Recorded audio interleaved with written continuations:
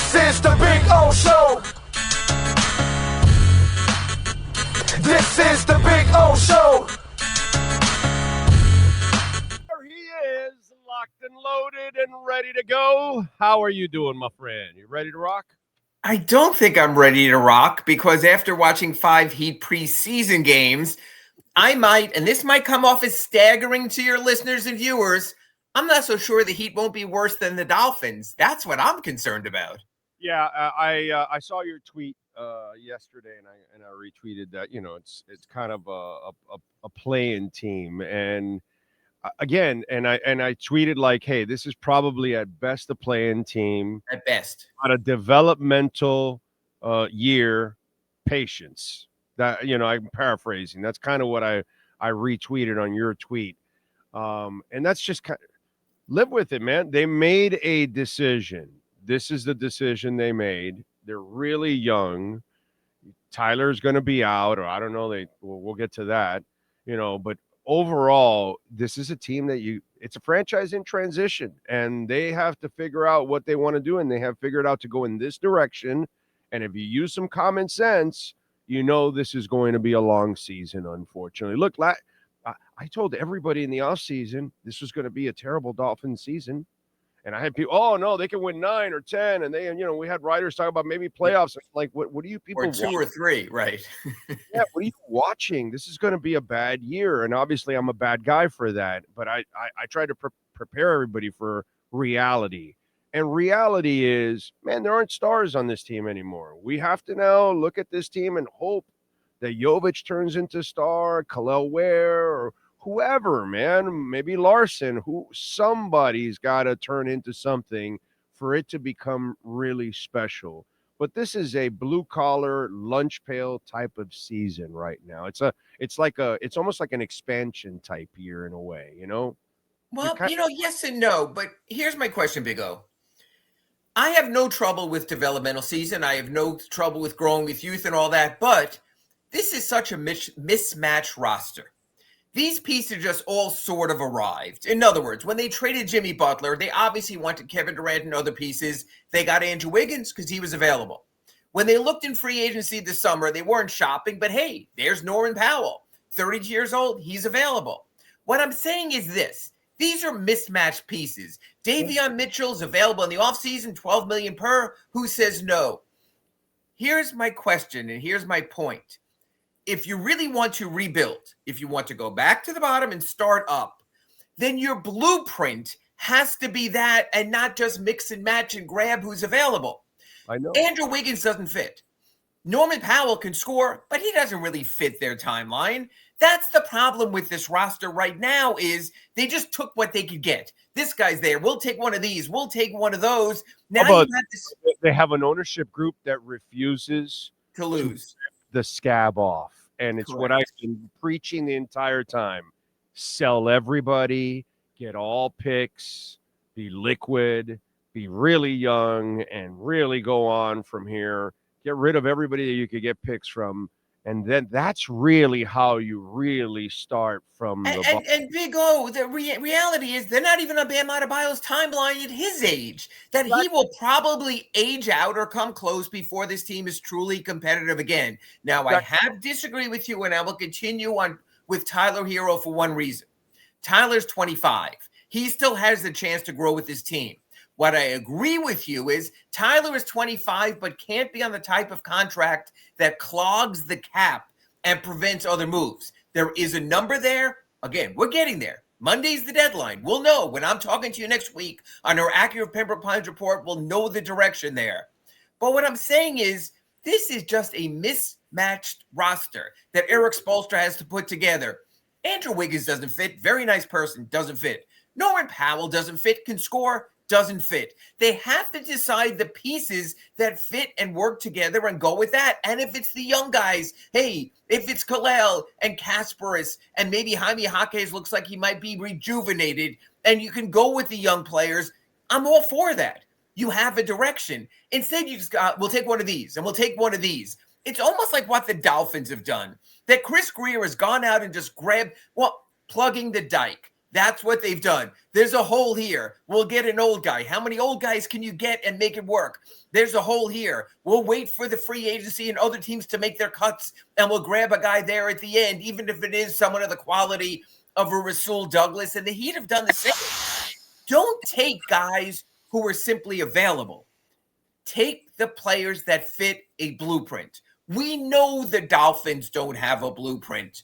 And Big O, there are times when I look at this roster now and I wonder, do the Heat have a blueprint? No, they're kind of going along the way, and okay, we'll do it this way, and we'll, all right, we'll go in this direction now. Like you just said, oh, Norman Powell's available. Oh, we're, and so they're kind of like piecemealing the whole thing. There's not really like there was in 08. Okay, this is how we're going to do things. Right. And there was a plan, you know what I'm saying? And that, to me, that's what I wanted to see here, because as we've talked about, this is the only damn franchise that has earned a mulligan. Dude, take it, bro. Freaking take it.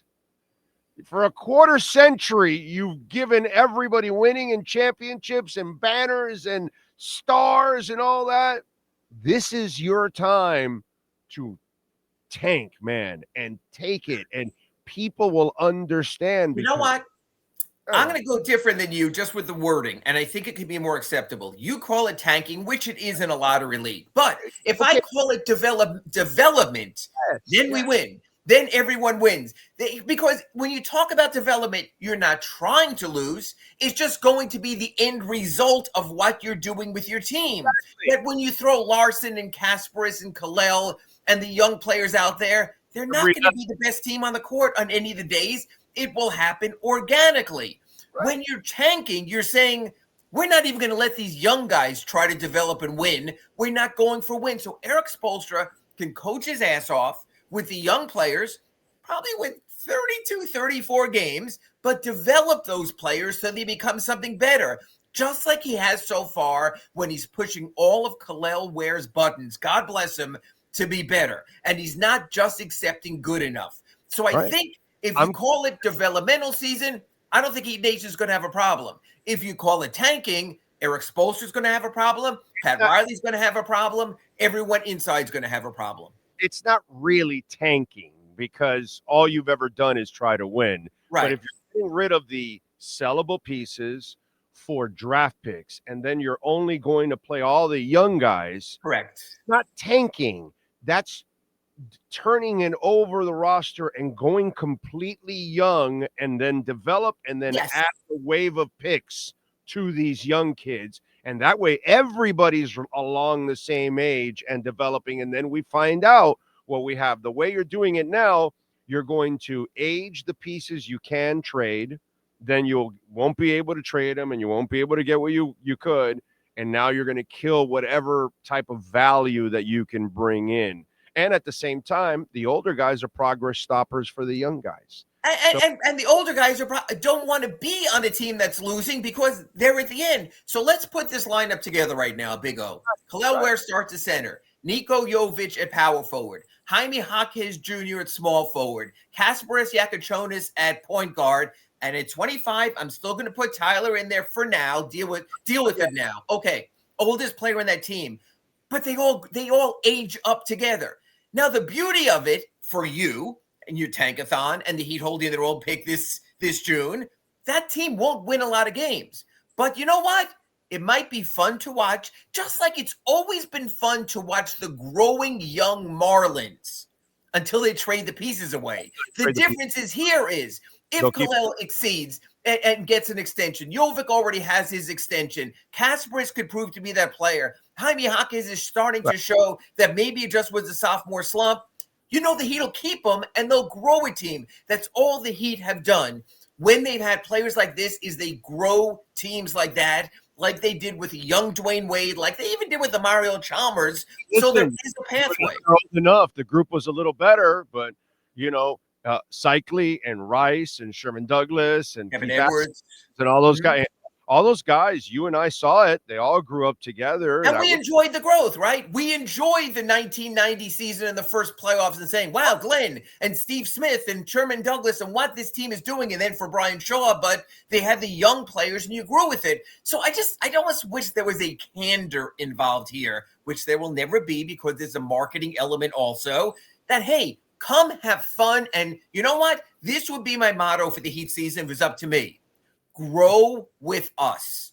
Because when you promote grow with us, there's something there. The Dolphins can't say grow with us because I don't know what the hell they're growing there. You know, someone asked the other day, if you're a Dolphins fan, I always say this with the Heat, and you have a kid who wants a jersey and you don't want to buy a jersey every other year, what Dolphins jersey would you have your kid buy? HN, I guess, maybe, even Tua. I don't know if he's going to be here in a year or two. I might actually buy Patrick Paul because it might be the safe one.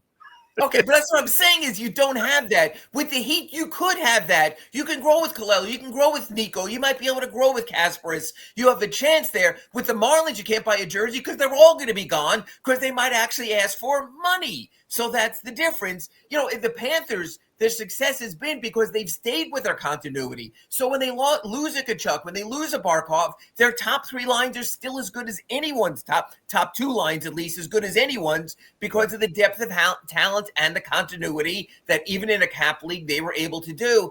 I would like to see the Heat grow with us. And you know what, Big O? If I come on every week on our Accurate Pembroke Pines report and talk about the growth of the Miami Heat, I think the fans will be sated because they will see a future they never see with the Marlins and a future they're not seeing with the Dolphins. It's spot on. I just wish they would go in that direction. They're the only franchise that can actually do it. You know, it's interesting. Their stuffiness of, you know, oh no, we're above, you know, that exactly actually kind of hurting them. Because that's the way of the world, as Cheap Trick would say. And that's the way the NBA does things. You're not above that. And you have a beautiful window to actually try to take advantage of it, and you don't. So it's a shame. So speaking of the youngins, what is the progress of Kel'el Ware so far in this winless preseason? What would you say? I think it's not just the progress of Kel'el Ware. I think it's the progress of Kel'el Ware - Erik Spoelstra, that they're growing together in the right way. This is not Mike McDaniel giving all the rope for Tua to hang himself. This is a coach saying to a player, we need to do it this way. We need to do it the right way. So many Heat fans, whether it's on Twitter and X now and in social media, complaining about what Erik Spoelstra is doing, how he's holding back Kel'el Ware. No, he's giving him the room to grow the right way. And I think it's been very encouraging that the fact that some people can think they're butting heads, there's a dialogue there. There's something real there. Erik Spoelstra will not accept anything than the best of Kel'el Ware. That's what a great coach does. A great coach says, hey, on a scale of 1 to 10, I think this guy can be an 8.3. And until he plays like an 8.3, I'm going to push and I'm going to prod and I'm going to do everything that I need to do to get him to that. That's what great coaches do. You look at all your players. I think the Heat set a bar for all of them. Might be higher than we think. They might say Niko Jovic could be a 7.8. Until he's that out of 10, I'm going to push him. Maybe Jaime is just a 6.3. Push him to that. Same thing with Pella. So I think when you look at Kel'el Ware, people are looking at the wrong thing when they look at Erik Spoelstra's criticism. The criticism is good for this reason. It's cogent. It has value. It provides feedback to a young player of what he should do. And if it gets him to be a better player, that speaks to the player. He couldn't do that with Hassan Whiteside, and eventually they had to cut bait. I think he can with Kel'el. Kel'el is a highly talented, special player. And here's the oddest point of it all, and I don't mean this in a bad way. And the question is whether Bam Adebayo might be in his way and in his path for him to fully grow, because even in the limited minutes we saw on Monday in Atlanta, the two of them hardly were great when they played together. So there are questions there. Yeah, that's why I was telling you progress stoppers sometimes for the older guys, for the younger guys. The Bam injury, speaking of Bam, he left the game in the last game with the knee contusion. What do we know?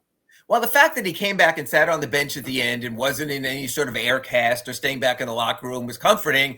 And yet here's what's interesting, Big O, to what you mentioned, because you like using the word tank. If the Heat want to pass the tank, you sit out Bam Adebayo for any extended period of time. This team is terrible. You have no Tyler, no Bam to start the season. Hey, you can get your tank an 0-12 start or something like that. But this is the Heat, and they will push Bam. And he probably wasn't going to play in Friday's preseason finale anyway, and will be on the court next Tuesday when they open the season, rather next Wednesday in Orlando. They need Bam, but they also need something better from their power rotation. Because the way the Magic have bullied the Heat on the boards in their 2 preseason meetings, if they go into next Wednesday at Kia Center with that same approach, they will get obliterated on the boards. Falo's done his job pretty well. Better. Orlando's just better, dude. They are better. But you know what? But you don't need to let the bully kick sand in your face. And that's what happened in those 2 preseason matchups. Look, Bam has not been very good in the preseason. For 20 years, dude. Okay, the Heat's been the bully for 20 years, and now they're getting bullied. Bam has to be better. I know the knee hurts right now. I know he's trying to be a leader, but you know what? If you max out someone salary wise, like the Heat have with Bam, you can say all you want about how he's all world defensively, but he has to give you something on offense. He has to give you something on the boards also. Bam right now, if you're doing the preseason report cards, which I think are mostly useless, right now is like a C or a C plus. You can't have that at 30 plus million a year now, 50 plus million a year next season. Bam has to be better. Something they will never say publicly, but something I'm sure they have to realize based on how this 0-5 start of the preseason has gone. By the way, at Acura Pembroke Pines, they've got the happy new model year going on right now. You can get the ADX $299 a month, 4.9% financing for 60 months. The Integra, $299 a month, 3.9% financing for 60 months. And the car my wife has been driving for 15 years, the RDX, $419 a month, 4.9% financing for 60 months. Ira, there's been some talk about Tyler trying to come back earlier. No, that was Dominique Wilkins before on yesterday's broadcast of the Hawks saying he heard from someone inside the Heat. Tyler can't be that close for this reason. He hasn't been working out with the team. He hasn't been in practice. You need time after surgery to come back and get reacclimated. So I don't see that. Every Heat timeline has been sometime in November. I'm still believing that. Hey, you know what? You can talk to one person on one subject and get any answer you want. I don't see Tyler coming back. They haven't been going through all these machinations of trying to make this lineup work with the thought that Tyler's coming back.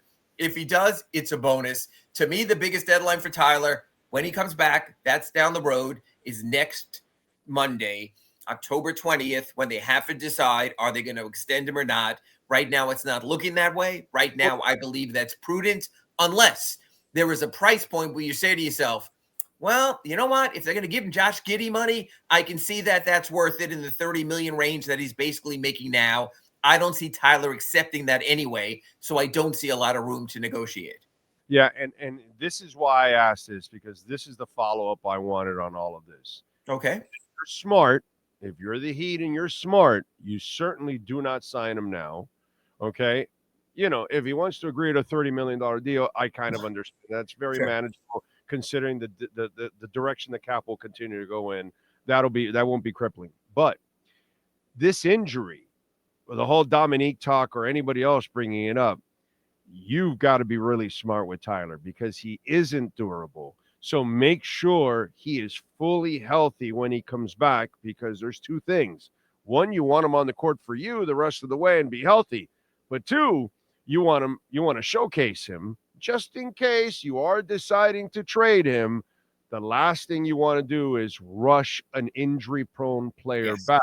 And then you've got this whole problem going on all year long. And that window to get out will never exist. No, I agree. You don't want to portray him as damaged property. That gives you no value going forward. Also, when you sign a guy to extension, it becomes harder to trade him because of the poison pill, just like Nikola Jovic is basically untradeable because he agreed to his extension. So there's salary cap math there also. Right now, salary cap math-wise, Tyler is easier to trade right now than if he would get an extension. That's something to think about also, because the one thing we know about bad teams must be able to have flexibility.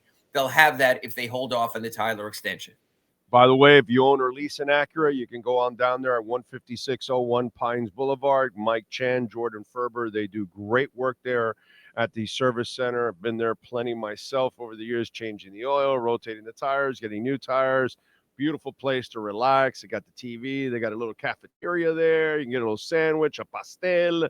They got complimentary water. So go see Larry Schlossberg and all our friends there at Craig Zinn's Acura of Pembroke Pines. Ira, what do you got going on the South Florida Sun Sentinel so folks can check you out? I just wrote about the 0-5. It could be the second winless preseason ever for this team. The only other time they were winless was 2007. They finished that season 15-67. So maybe preseason matters a little. I wrote about their god-awful shooting in the preseason. They don't have the three-point shooting. Tyler will help that, but they need more of that. So right now, trending really, really ugly. It'll be curious. I don't know how next week I'll be that optimistic when we do our Acura Pembroke Pines season preview. It'll be interesting. It's just about patience. Whether you like it or not, this is just about patience. Don't be thinking about big picture now. This is a long road right now that we're on. Just listen, they gave you plenty of winning. Time to have a little patience with them. Right. You say tank, I say development, but there is a pathway forward. Yeah, I was just having some fun with that. But yes, to me, I look at it as a developmental type of thing. Yeah, correct. Ira, we will catch up next week, my friend. Thank you. With our massive season preview and our Acura Pembroke Pines report. Thanks, Big O. You got it.